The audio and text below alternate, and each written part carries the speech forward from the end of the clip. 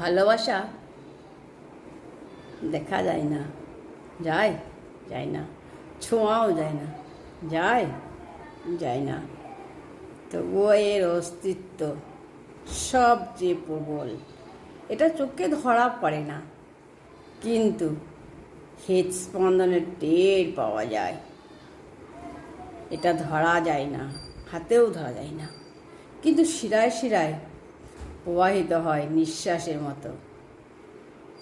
অথচ আশ্চর্যের বিষয় হলো, এই অদৃশ্য ভালোবাসার জন্যই কত মানুষ ভেতর থেকে মৃত। কারোর জন্য প্রতীক্ষায় শুকিয়ে যায় জীবন, কারোর জন্য অপূর্ণতা বোঝা হয়ে যায়, অসহনীয়। ভালোবাসা মানুষকে যেমন বাঁচাতে পারে, তেমনি ভেতর থেকেও ভেঙে দিতে পারে। তবু ভালোবাসাই পৃথিবীর সবচেয়ে শক্তিশালী অনুভূতি, যা দেখা যায় না, যা ছোঁয়াও যায় না, কিন্তু তবুও মানুষকে জীবিত রাখে, অথবা ধীরে ধীরে শেষও করে দেয়। ভালোবাসা দেখলাম দীর্ঘকাল।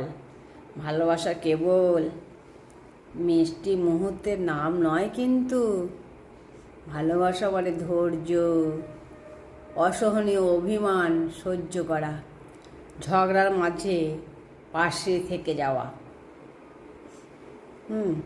দীর্ঘকাল ভালোবেসে বুঝেছি মানুষ বদলায়, সময় বদলায় না। তবুও যদি অনুভূতি অটুট থাকে, তাহলে ভালোবাসা টিকে যায়। শুধু আনন্দ নয়, কষ্ট ভাগ করে নেওয়ায় মাঝেই ভালোবাসা আসল রূপ ধরা দেয়।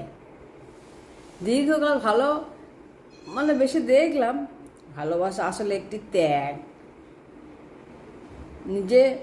যেখানে নিজের চেয়ে প্রিয় মানুষকে বড় করে ভাবা হয়, আর এই ত্যাগের ভেতরে লুকিয়ে থাকে চিরস্থায়ী শান্তি। ভালোবাসার ভেতরে কিন্তু ভালোবাসা থাকলেই তো শান্তি থাকবে, আর ভালোবাসা না থাকলে অশান্তি, শান্তি পাবে না, সুখ পাবে না।